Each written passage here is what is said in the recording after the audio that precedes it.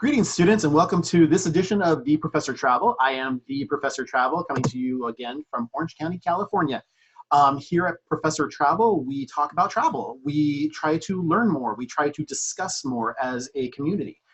We try to travel to different locations and enjoy them as a team in order to come back and really work with each other to find what we liked about them. You can always reach me on my website at theprofessortravel.com. You can also reach me through both YouTube and Facebook at theprofessortravel.com. I can be reached on Twitter at theprofessortr1 and also at Blogspot at theprofessortravel.blogspot.com. Today we have a really special guest with us. Our visiting professor today, students, is Shawn Anderson. Shawn, do you want to say hello to our students? Hello, students. Welcome to class.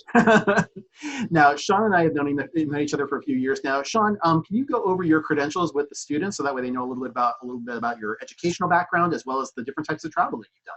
Certainly. I guess we could start with my educational background. I received my Bachelor of Arts in Japanese over at ASU. That should give you an idea of what we're going to talk about. And I also then received my Master's of Business and Administration at the University of Phoenix. I also had a stint over in Japan at Hiroshima University for a year, learning about the culture and language. And that's it on the educational side.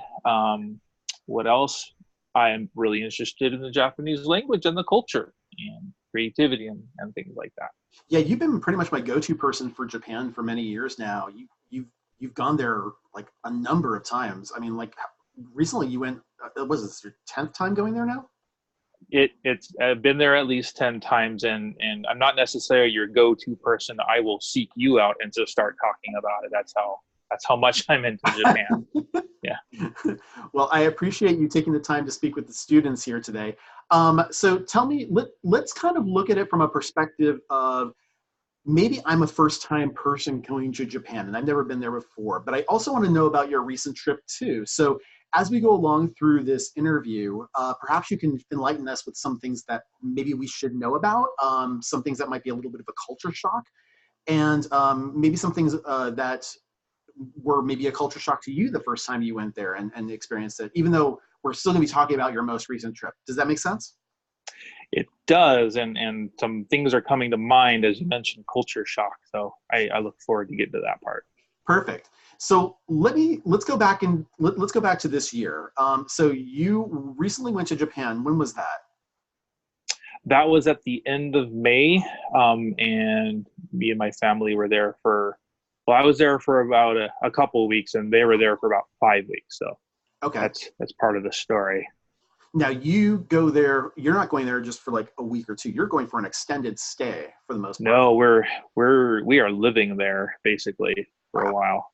Awesome. That is a huge commitment. Is that something that you do pretty much regularly when you travel to Japan, or are you just there for pretty much smaller stints typically?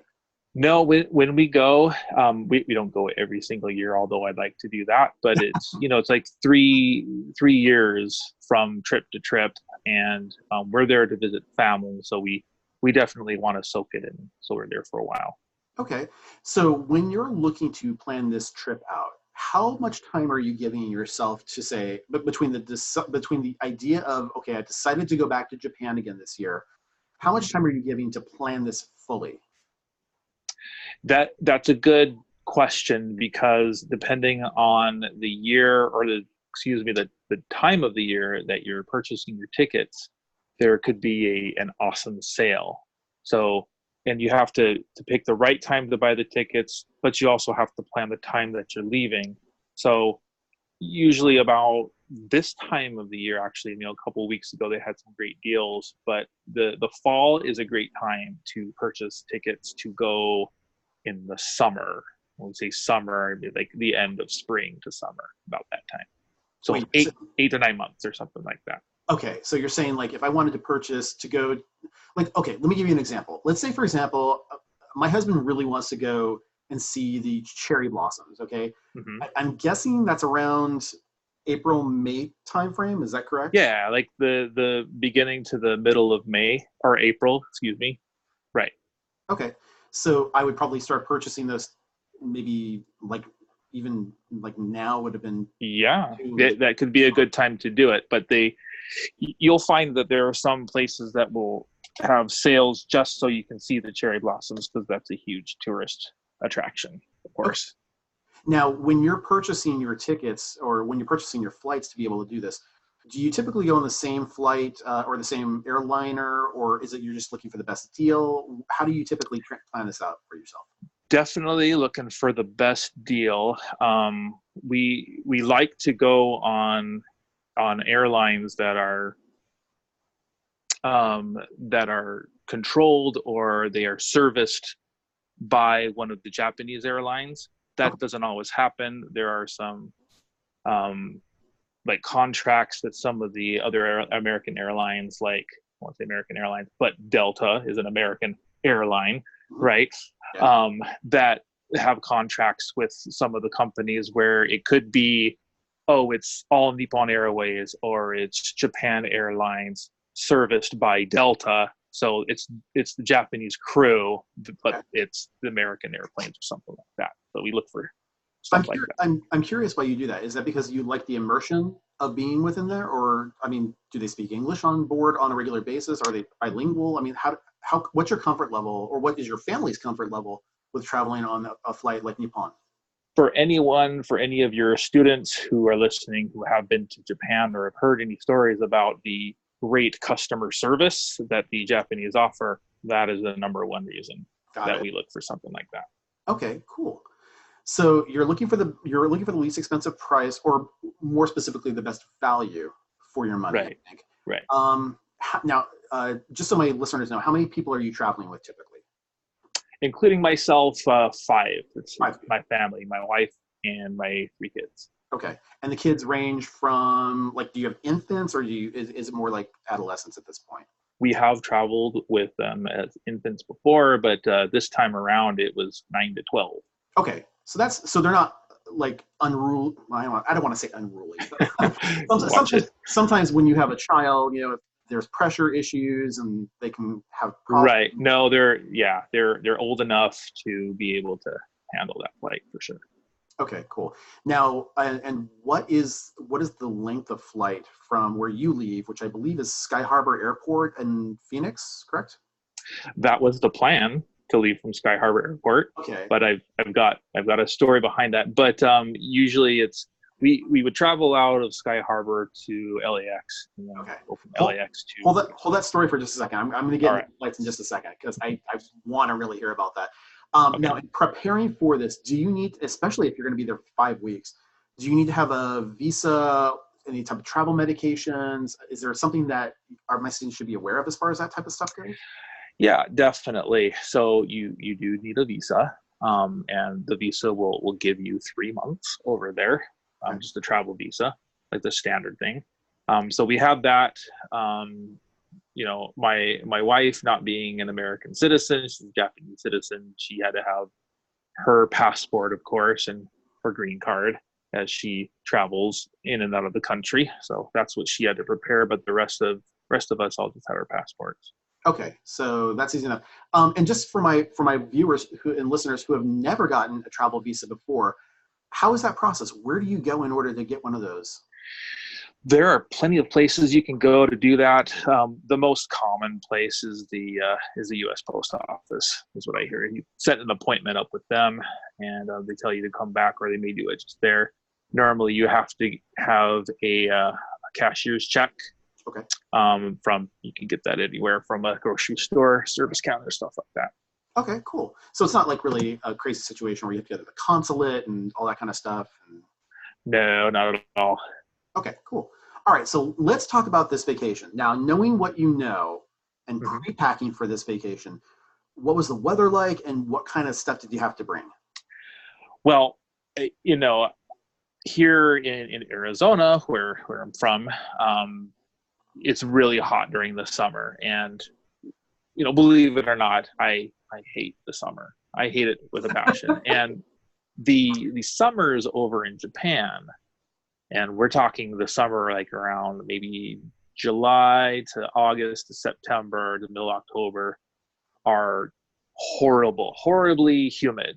And so, my wife might like something like that. She likes it warm. And when there's moisture in the air, it's even hotter because the moisture is also hot and you can't get away from it. So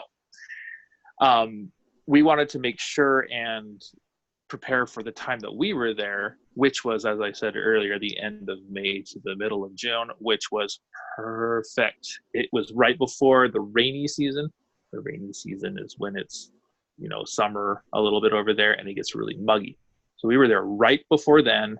It wasn't too cold. It was the end of spring, getting into summer. So it was very mild. So you could take pants, jeans, long pants. You could go in shorts. Really never needed a jacket or anything like that unless you're the type of person that gets too cold and maybe take a light jacket. Okay. I know for me, we went I want to say it was in 2016. We ended up going to Bangkok, and we went during September, and the humidity. First off, it was about 85 degrees there, which you wouldn't think bad, but it was also about 85% humidity. Yep. That would be the same in Japan, the same area. So we ended up purchasing a lot of gauze clothes and linen clothes in order to be able to get that process. Yeah. Do you typically bring stuff like that?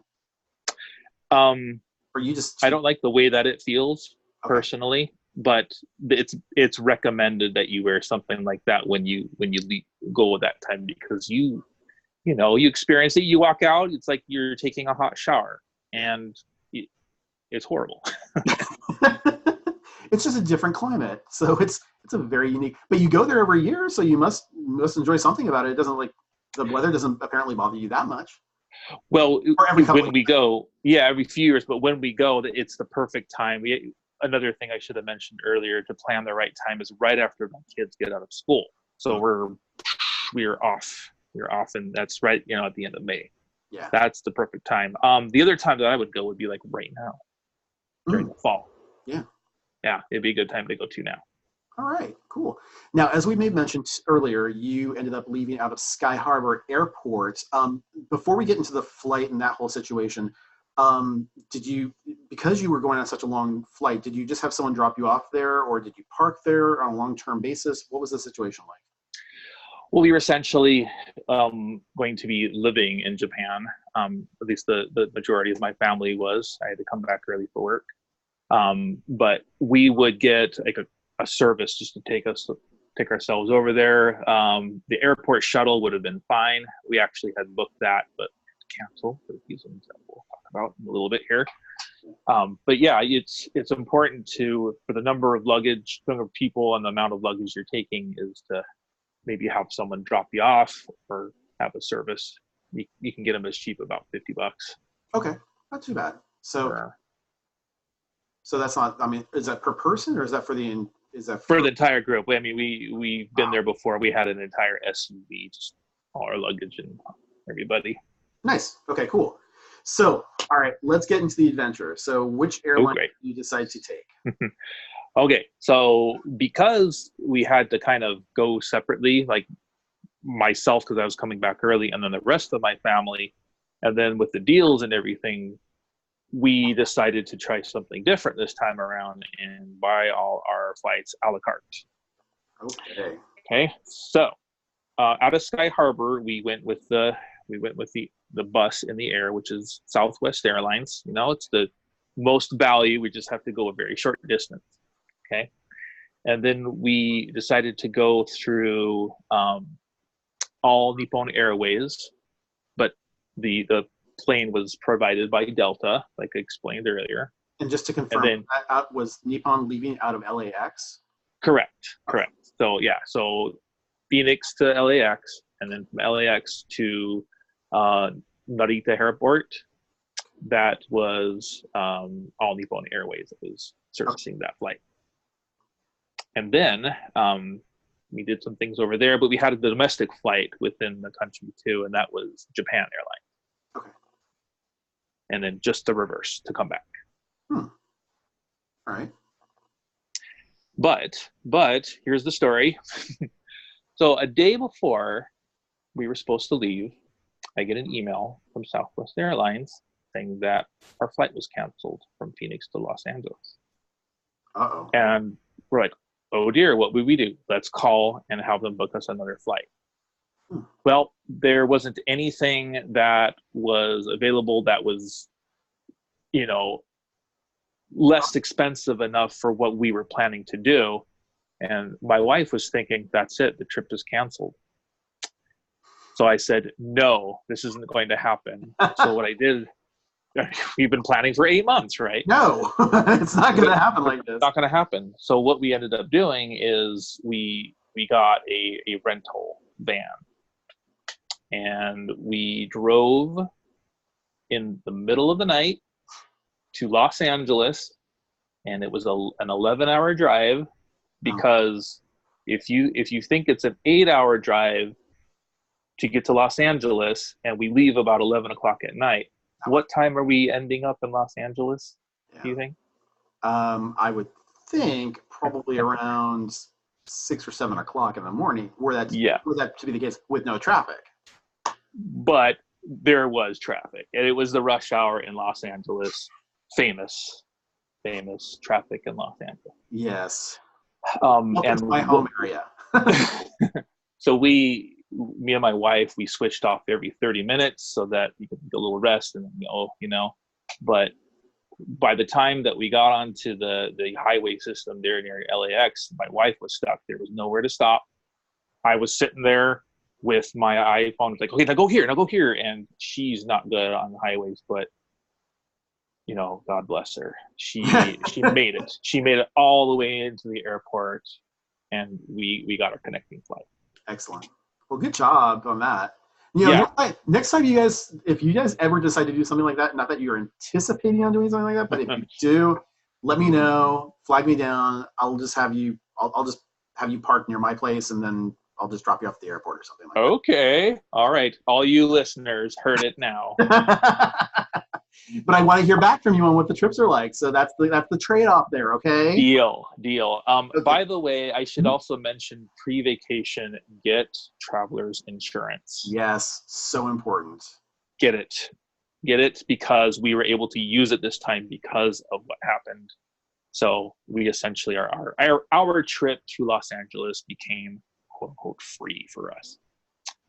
So yes, I wanted to say that. But that's how we got there, and then from that point on, everything was like clockwork, and we got to where we needed to go. Perfect. On a side note, just for my listeners really quick, if you are thinking about going to any type of a place in the world where there might be a situation, like for example, I'm going to be going to the Caribbean upcoming in springtime, I will definitely book travel insurance for that, specifically because number one, you can decide on the type of a policy that you want. It doesn't have to be the most expensive policy, but look at the inclusions, look at what's restricted, things like that.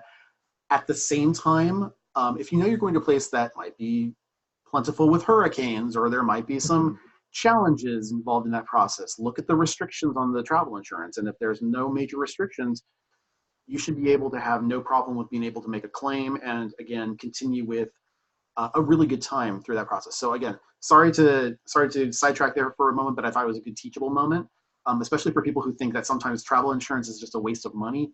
And it's not. No, when these things happen, you just never know, especially with the situation. Okay, so you are flying. How long is the flight from? All right, let's talk about the different flights. So from Los Angeles to the first airport you went to, which I assume is out of Tokyo. Yes, this is kind of brand new, but the usual destination for international flights would be Narita, but now the domestic place that you have to transfer to, or used to have to transfer to, is called Haneda, but now Haneda is now accepting international flights. This is huge news. You don't have to make that transition any longer. Nice. So that's good. But that flight from Los Angeles to Narita takes about 11 hours. It would be the same for Haneda. Okay. And luckily, because the trip over to Los Angeles, me and my wife had been up for 24 hours and we're perfectly fine. I've never done that before. Wow. We slept like really well on that flight. And Oh, you were lucky. so also, for kids, if you're traveling with kids, just make them take the Dramamine. It's not worth the trouble. We do It's not, not. we do not necessarily endorse drugging your children. However, based on your parenting and what your situation is, that may vary. So Yes, disclaimer. Well, for our family, we're not taking any chances, and even for myself, I have an issue with that. So, airsick medicine can't go wrong. yeah, and it's the same, by the way, for cruises too. If you feel as though you need support through that, there are a lot of articles online you can go to in order to be able to determine what might be the best fit for you. In a lot of cases, I hear ginger actually is a really good remedy for stomach issues that might occur during motion sickness and stuff like that. Yes, ginger ale is my drink of choice. Smart.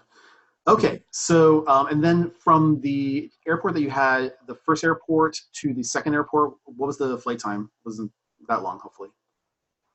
So when we got there, we didn't immediately go to the second airport because we were in Tokyo. That was our first destination. We wanted to go to our first hotel and start playing around. That's what we were there for in Tokyo. Nice. And how did you decide on the accommodations that you chose? Did you go through like Airbnb? Did you just travel, look through different travel sites? How did you go through this? We've done Airbnb before in Japan, and I thought it was amazing because we got to stay in an apartment all to ourselves at one point. But my wife wasn't too keen on it because it's not a staff that's going in there and cleaning everything out and making sure everything is spotless. It's someone's house. They've been living there.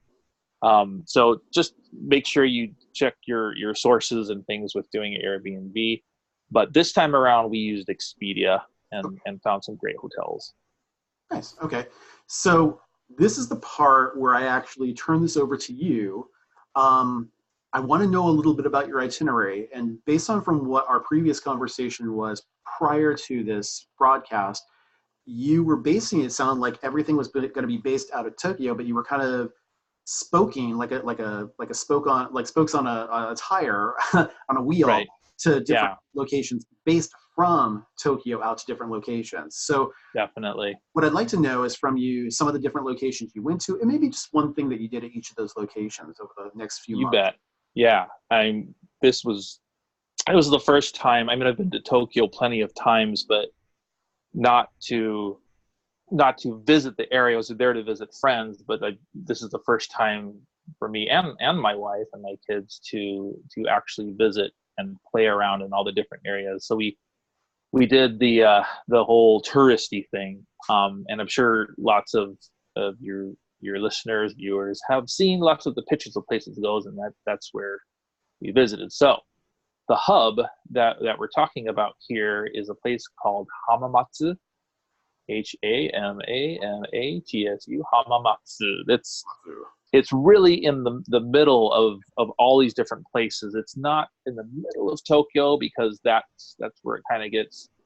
It's far from a lot of the places we wanted to be in. So that is the place, and the hotel that we stayed in is called Hotel Maestay's Premier Hamamatsu, and they were great, and they were probably about 100 meters away from one of the more recent places that become popular. It's called Henna Hotel. It's the hotel. It's serviced by robots. Oh, wow! We actually had a friend that left at the same time we did, and they were staying in that place that I found out later after we came home. But anyways, so that's the place. And from there, it's not too far away from the Tokyo Tower, which is the tower, if you've seen the skyline of Tokyo, sometimes it looks like the Eiffel Tower. I think it was modeled after it. So the first night we got there, we went in, got some ramen, and then we went to the Tokyo Tower and then came back and crashed. So that was the first place. Actually, can I ask you a quick question about this? Yeah. Normally when I travel and when my colleagues travel, they tend to have suggestions on if you have jet lag or if you're adjusting the time. How did you deal with that? Well, because we were really exhausted, we slept the entire time. I mean, we could have slept if we got there, but we were really excited and everything. It's coming back that is just a pain for jet lag. Going over there, I think if you leave at the right time, we were supposed to leave at, like at night, whatever, with the flight, then you're okay. Okay. But coming back is worse, because after you get used to the time over there, it's really hard to come back. Okay. Yeah. Cool. All right. That was sorry, I didn't mean to interrupt. I apologize. not at all. Moving on. Yep. Go ahead. Okay, so then we went to it's called Shiba Koen Park. It's a place that's near Tokyo. We went around there a little bit, but the next day, we went to a place called Sky Tree. So Japan touted that their Tokyo Tower I was just talking about was the tallest tower. It was for a while. But now they had to beat whoever else had the tallest tower, and they created this thing called the Tokyo Sky Tree. So we went out there. There were 2 tiers. You could buy the top tier and go all the way to the top, or you could just go to the middle tier. Well, the middle tier was tall enough for us. I can't remember how tall it was, but it's like airplane level high, it feels like, when you're going in for a landing kind of thing. Oh no. Yeah. I'm terrible at heights, so that doesn't work for me, but really, I hope you had fun though. Oh, it was neat. I mean, they have the glass floor and everything that you can walk across. And below that, there was also another glass floor. So don't worry, there were 2 glass floors that were saving it. Oh, good. Yeah, that makes me feel a lot better looking down at the ground. It was pretty amazing. So we stayed there for a while. Same day, we went to the famous Asakusa. That is the place that you see lots of pictures where people are standing in front of a giant lantern, giant red lantern. And there is a place inside there called the Nakamise, which is just a bunch of little shops, but that place is always crowded with tourists within Japan, without Japan. And that's a big place for a lot of tourists to go is there. So that was the next day, spent all around that area. And then after that, we visited, have you heard of the company Harajuku? You know what that is? I've heard of Harajuku. I don't know if it translates the same, though, from what I'm thinking. There is an actual place called Harajuku. It's a city. Over there, they have one of the 3 most famous shrines. It's the Meiji Shrine, which was created around the Meiji era. Okay. So it's been there over 100 years. So we went and visited there. Lots of people visit, and great just tree canopies over that would block the sun if it was getting too warm. And there was actually a wedding going on there during that time, so we got to see the wedding being officiated, and traditional drums and things like that going on. And I don't know how many shrines we visited, but we visited a lot, and we paid whatever religion, it was Shinto or Buddhism, we paid them money so we could do our little luck things. It's kind of a little fun thing to do.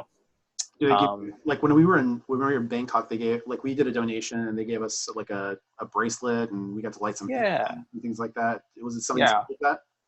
Yeah, there's stuff like that. You can buy little, they call them omaboris, or like good luck charms or whatever that you can buy for that. After that, we went down the famous what's the name of that street? There's a street that's in Harajuku that you can go down, and there are just lots of other shops. That's where it's really famous for Harajuku, right there. Let's see. Find Takeshita. That's the name of it. Takeshita Shopping Street. Takeshita. Takeshita. Takeshita. Takeshita. Takeshita. If you look at it, it looks like there's a swear word in it. It's not. Don't worry about it.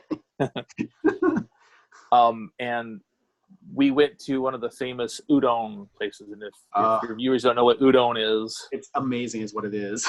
It's amazing. Yes. And you can it's kind of like a Chipotle a little bit, this particular store, and you go in and you be like, I want that, and I want that, I want you to put that in there, and they'll soup it up for you, pun intended, soup it up for you. Literally.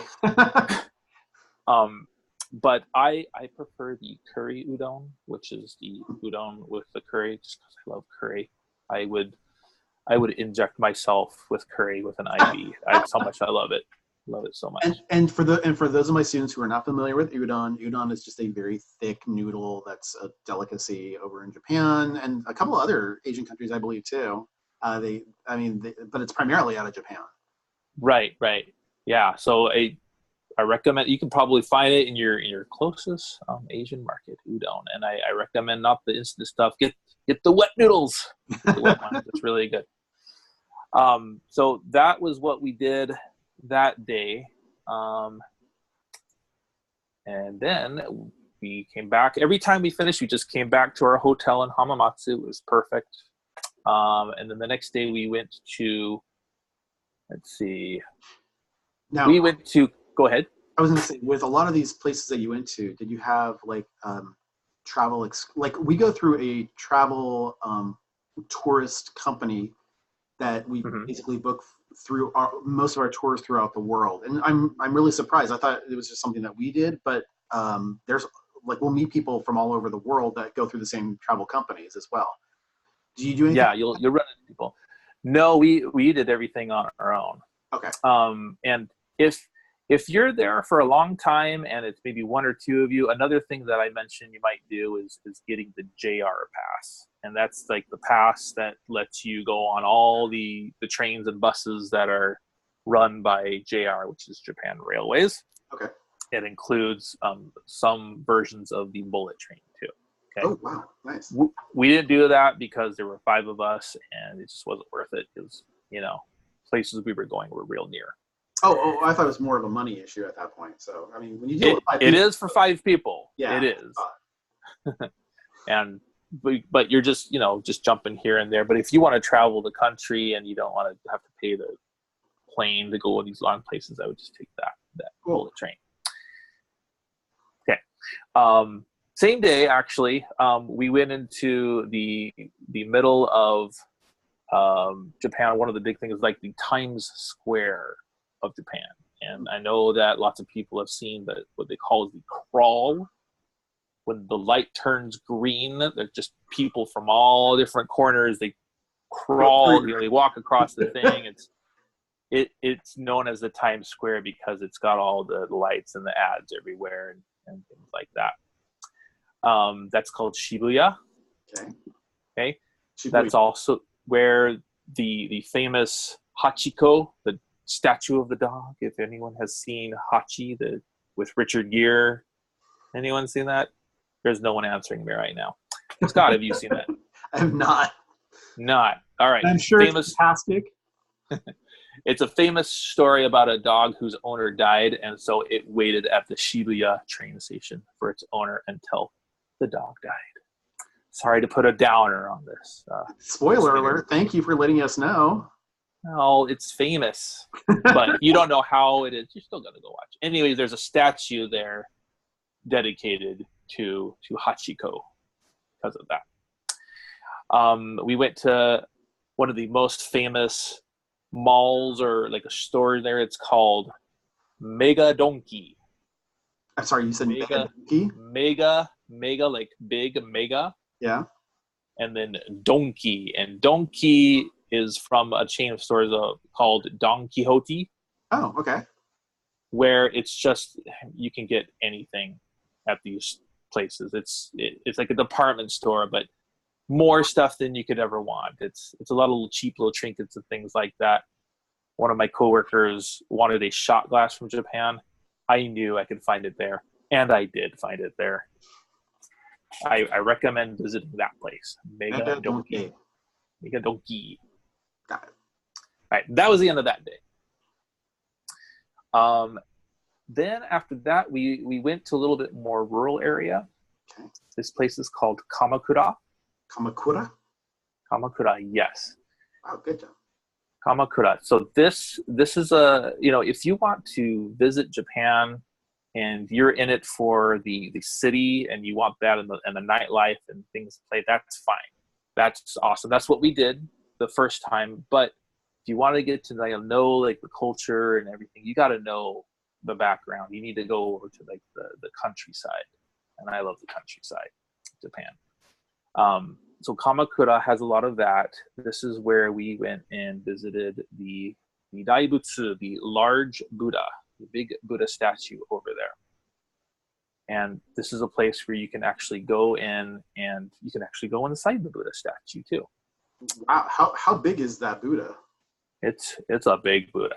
I can't remember how long. I think it was about 20 meters.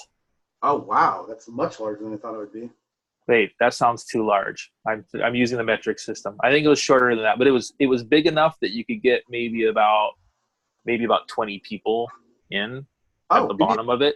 Maybe it was. I mean, you're not filling it up like the entire thing. I'm saying you're just at the bottom, but you could go in there. I think it's made of bronze, so it was really hot inside because it heats up during the day. Yeah.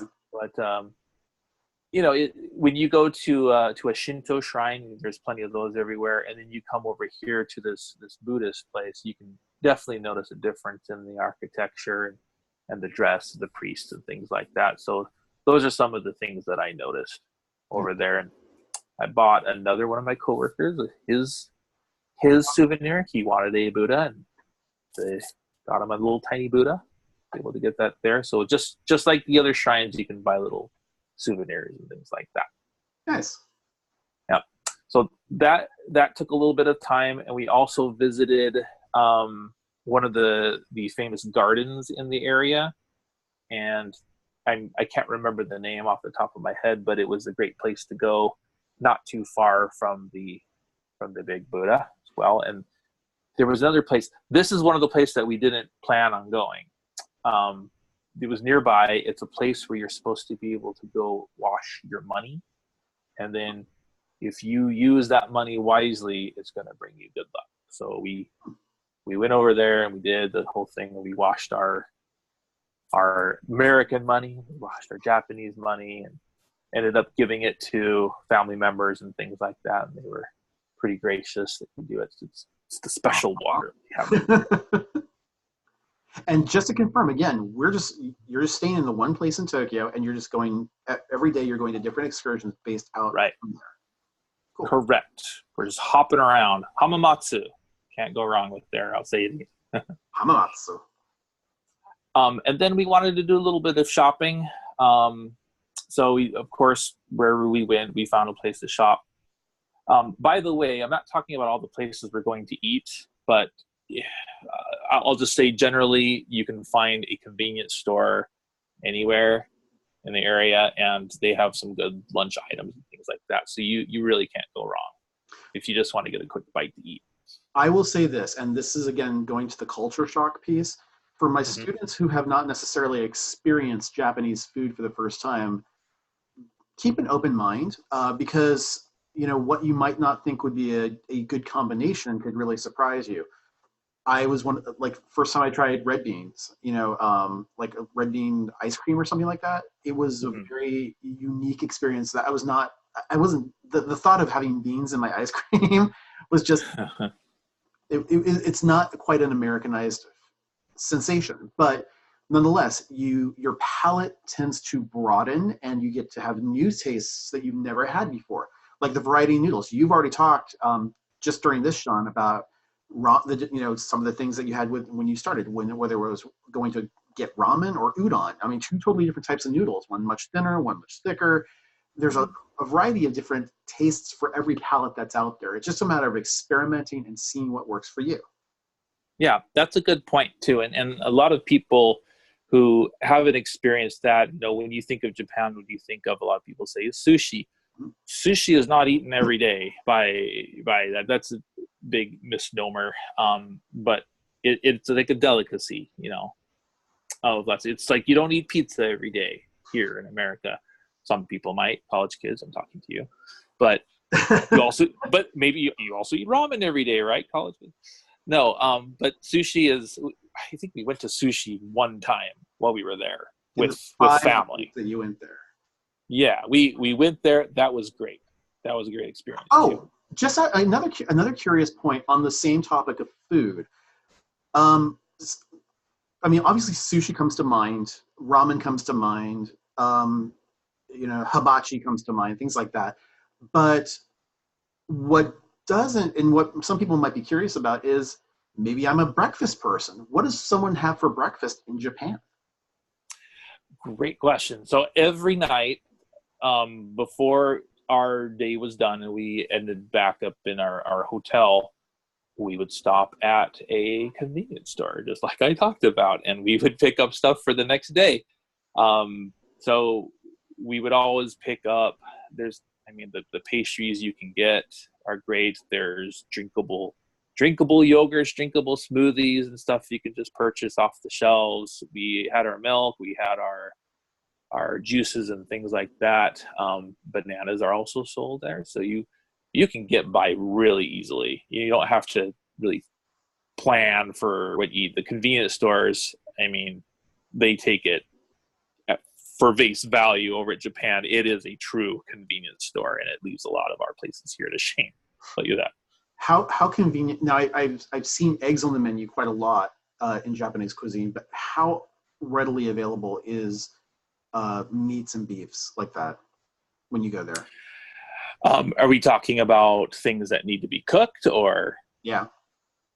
Oh, so you wouldn't find those at the store. Everything is cooked and ready to go at a convenience store.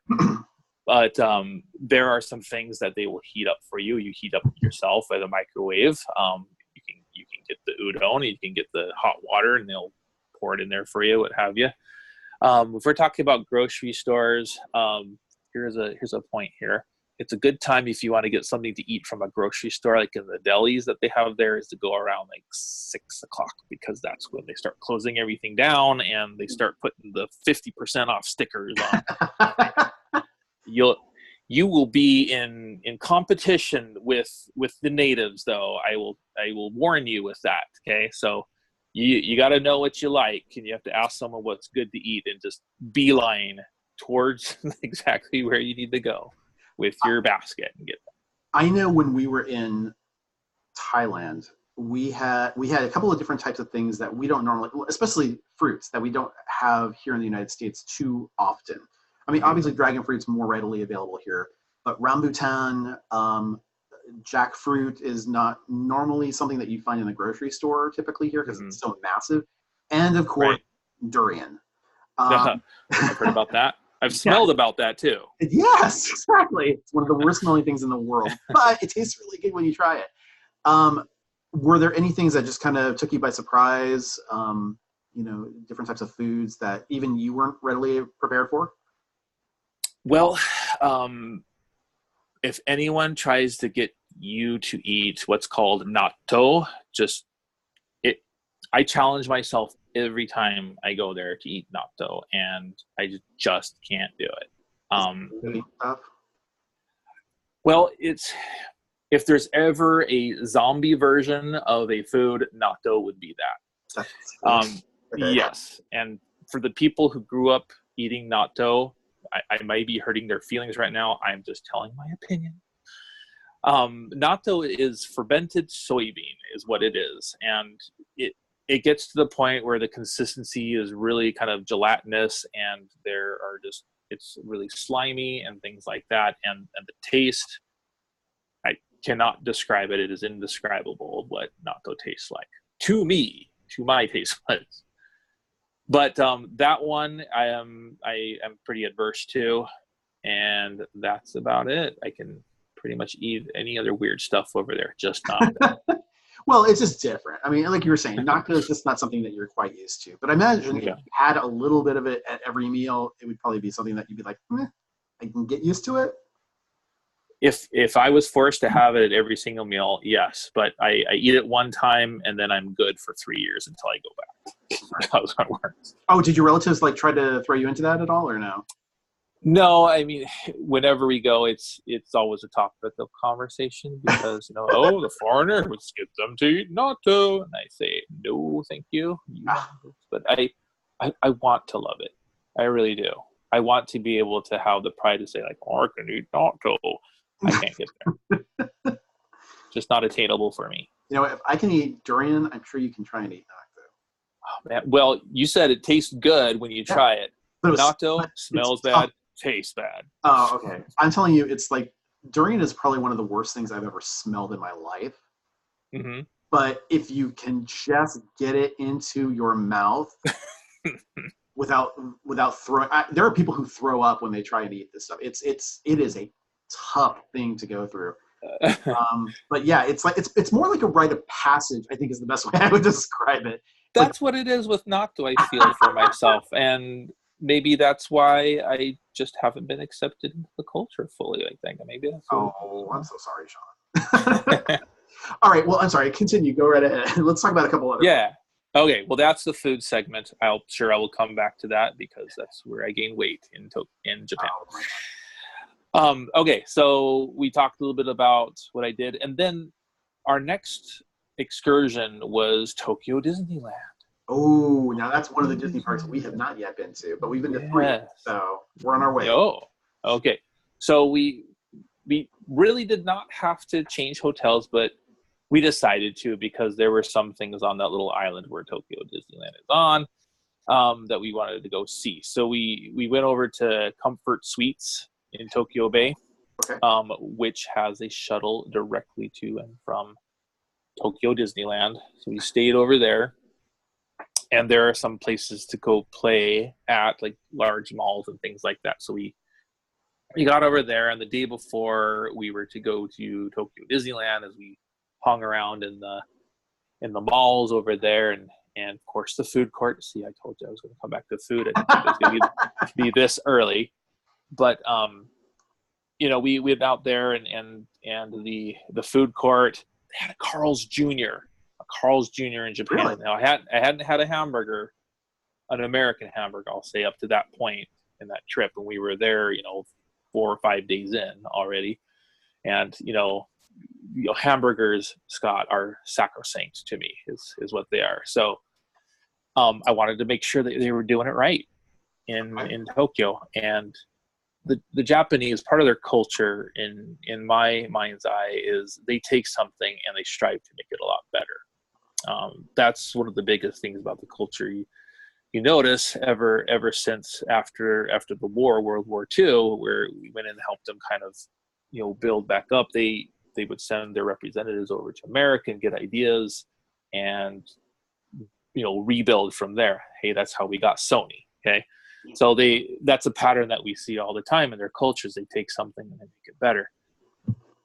Hands down, the Whopper at the Burger King in Japan is the best Whopper I have ever had. Okay.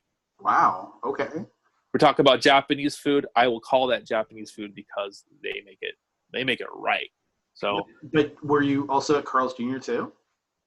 Yes, we were also at Carl's Jr. So I went to both.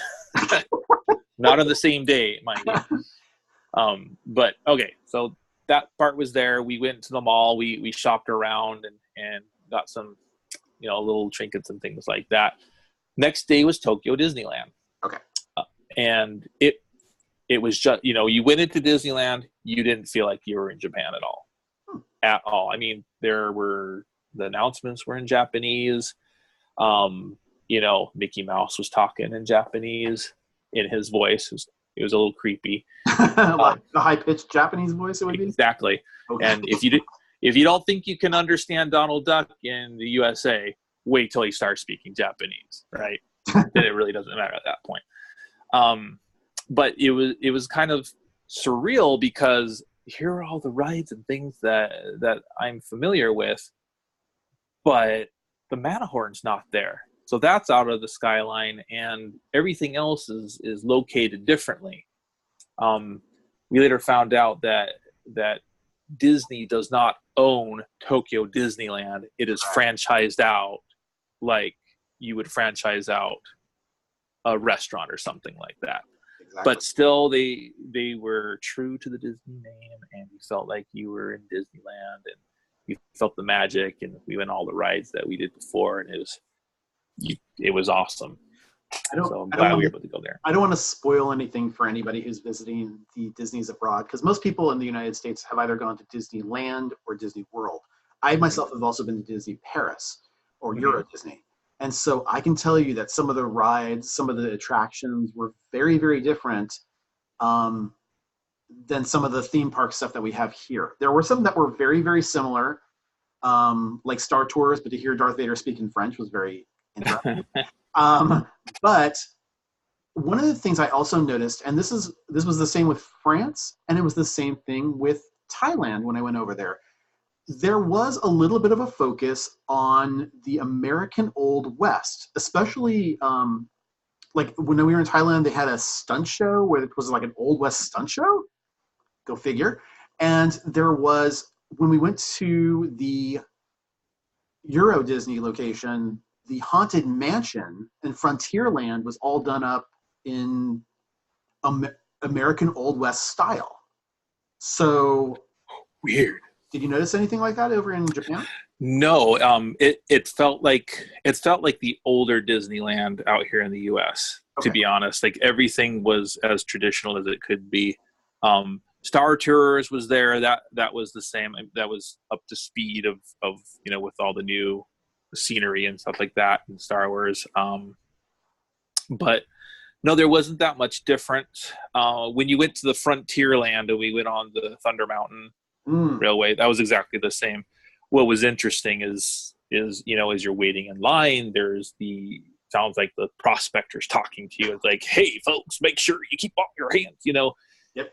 But it was in Japanese, but it was with the same thing, it was really weird, like Minasan, Moskaste, stuff like that. It was really interesting to experience that. They really tried to get the feel of, like you said, the Western style of things for the U.S.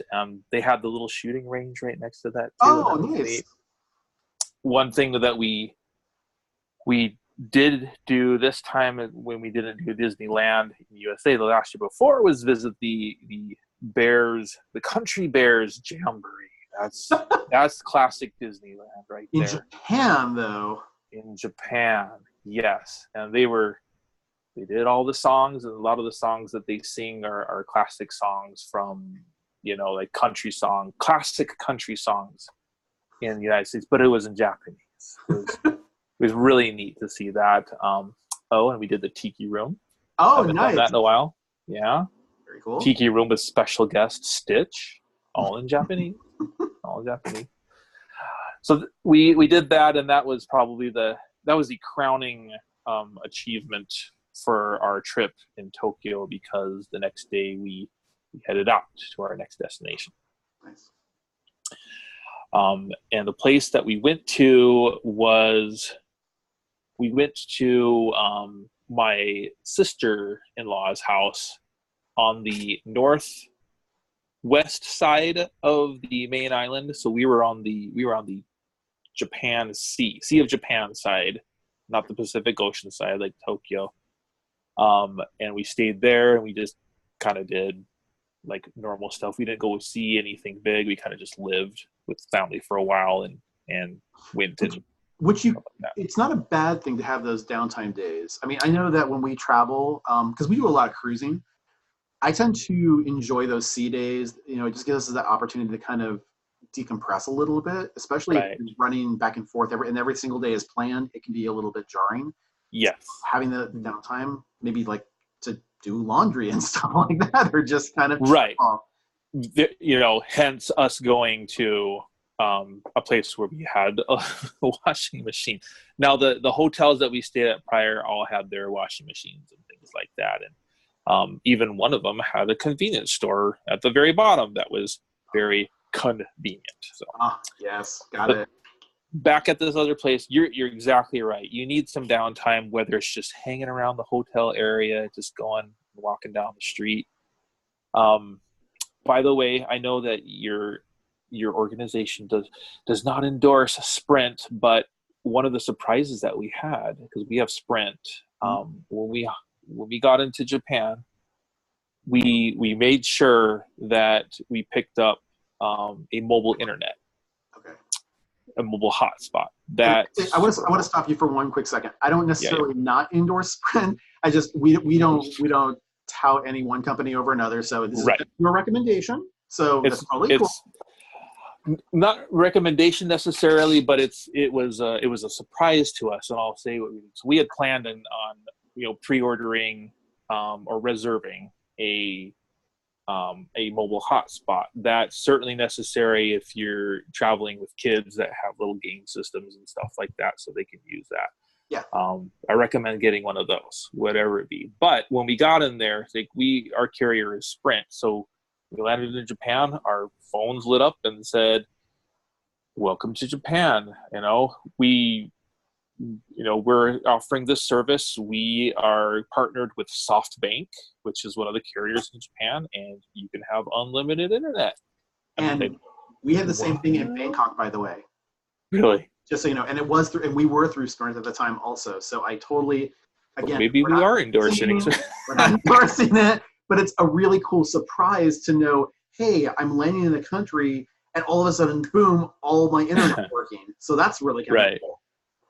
But one thing for sure is that it was like a quarter per minute if you wanted to talk on the phone. So we just used that mobile hotspot. It was with us all the time and did calls. So that was neat. That helped us get around. And I mean, the phone is indispensable when you're trying to find out where the closest train station is, the closest, your destinations, your places that you want to go, museums and things like that.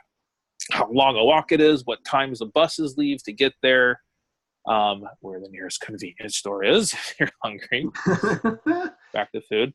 So yeah, I mean everybody has their phone, but just make sure you've got a way to connect to get around. We're going to have to wrap up a little bit, so maybe if there was just a couple other spots that you wanted to hit on before we go into the last slides here. Yeah, definitely. So before I had to leave to come back to work, our last destination before we went actually back to my sister's house, we actually went down to Hiroshima, and that's where I went to. I went to college there for a year. But I just want to say, if there's any place you visit in Japan other than all the touristy places, we got to visit Hiroshima. Not because it's a beautiful place to live, because it is, but mostly just go visit that Peace Park that they have out there. It is a life-changing experience. They've revamped it and updated it and things like that. And for those who have been living under a rock or don't know, it's one of the places that the United States bombed, the atomic bomb over there. And there's a place that's just dedicated to the memories of that. And they just did a phenomenal job. And I mean, I've been there so many times. Every time I go there, it's an emotional experience. And I think every single citizen of Earth should visit there at least once. Yeah. That's where I will end it. Well, and yeah, it's that what a punctuation mark to end on, seriously. So let's talk about the disembarkation return process. How was that coming back? Like, what was passport control like? Did you have to go through customs? What was the time limit that you had to do with that? Definitely.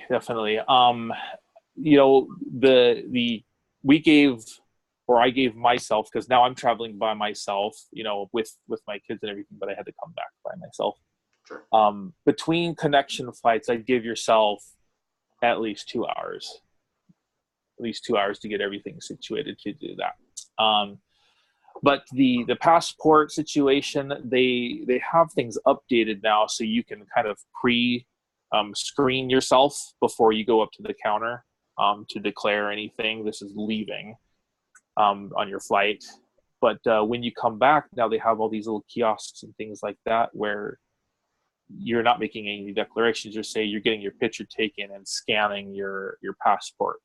That process is so much quicker than it was before. Yeah, I think nowadays they have it to where you don't have to fill out those little slips anymore that you always had to do, and you have to try and find like a pencil or a pen on the airline. And now it's just, you just look into the iPad and it either gives you the green light or the red light, and then someone will come over to you if there's an issue and stuff like that. So it's a much faster process. I know before we had talked about global entry, and you said you had not heard of that previously, correct?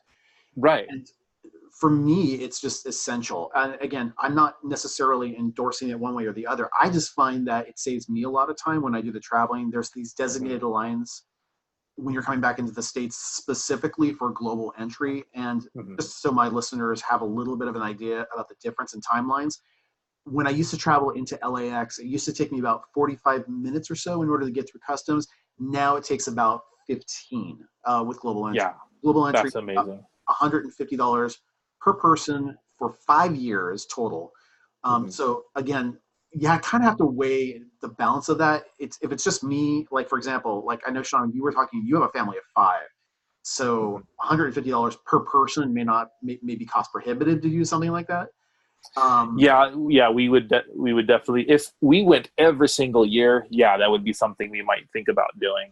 Yeah. But not if we just go every like 3 years or so. Yeah, exactly. So, and again, thank you for sharing that with us. Really quick, let's just talk about a couple takeaways. What do you want the listeners to know about Japan? What are the pros of Japan? I mentioned it earlier, but probably the biggest pro is that, generally people are so nice over there. They're so accommodating, and they understand that, we are guests here, and the hospitality that they show at the store and things like that, just the customer level, service level is so high. So be prepared to do that, but be prepared to be courteous in return too. So we're not taking advantage of that. That's the biggest pro that I have, though, is just the customer service level. Excellent. What about, like, I don't want to say there's a con, because I don't know if that's necessarily the right context, but something that you would want a first-time traveler to Japan to be aware of? First time traveler, definitely. The next time we go, we probably would not do an a la carte type of flight thing. Go through a travel agency and just book your flights through one flight, so you don't have to worry about getting your luggage off of one flight and putting it onto another. That's what happened this last time, and it's certainly a lot of things to worry about, but we made it happen, but we probably will never do that again. Especially when you're trying to navigate. I mean, like if it's just 1 or 2 people, I can imagine that might be a little bit simpler, but you got a family of 5, and heaven forbid someone got delayed on a flight or whatever. I mean, I understand, well, you guys are all traveling together, but what if one person got pulled for some reason by TSA or right. Just the horror of it all. I can imagine that would just be a little bit. Yeah, that would be a nightmare. Or someone's ticket was canceled for an inexplicable reason, or something crazy happened like that. It just it could. Yeah, consolidate everything when going on over. It's just to keep yourself together. That's definitely a good idea. And I know in some cases they do have packages, which make it a little bit more convenient to save a little bit more money by doing it that way too. When you say the travel packages, yes. Yeah, like flights, rooms, and like rental cars in some cases and stuff like that. It just, I guess it depends on what you've got to include into your travels. Yeah. Another thing that just came to mind as we were talking about that we took advantage. So, we were essentially living in the country, right? But we didn't need everything for our little time in Tokyo. So what we did is when we got there, we moved some stuff around in our luggage, and they have a delivery service from the airport that they will send your suitcases and everything to where you're going to need it, so that we could travel as lightly as possible. Oh, that's nice. Yeah. So that was a pro. Just the convenience.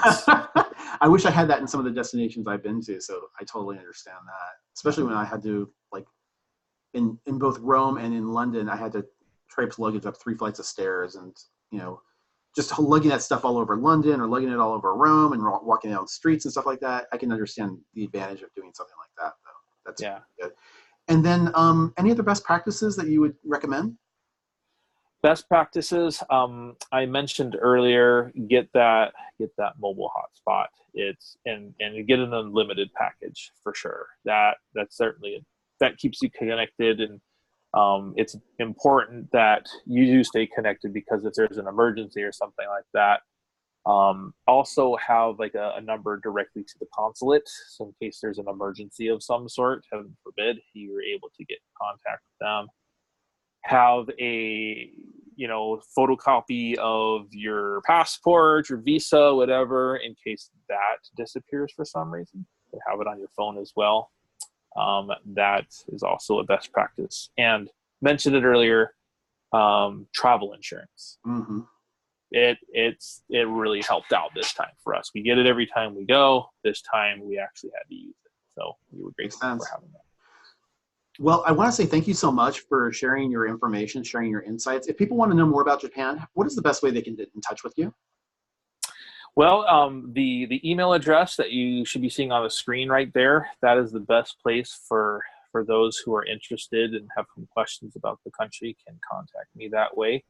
That is also an email address where I'm starting a hobby, Scott. I have a hobby that I'm working on. It's Japan related. I am an amateur 3D designer. And when I say amateur, I don't even have a website. That's how amateur I am right now. Okay. What I've been doing, and there's a patent pending for this too, is I'm creating these little Japanese kanji characters with arms and legs that animate the meaning of the kanji, the character that's on there. So they are truly Japanese characters. So if you're interested in learning more about that, contact me there.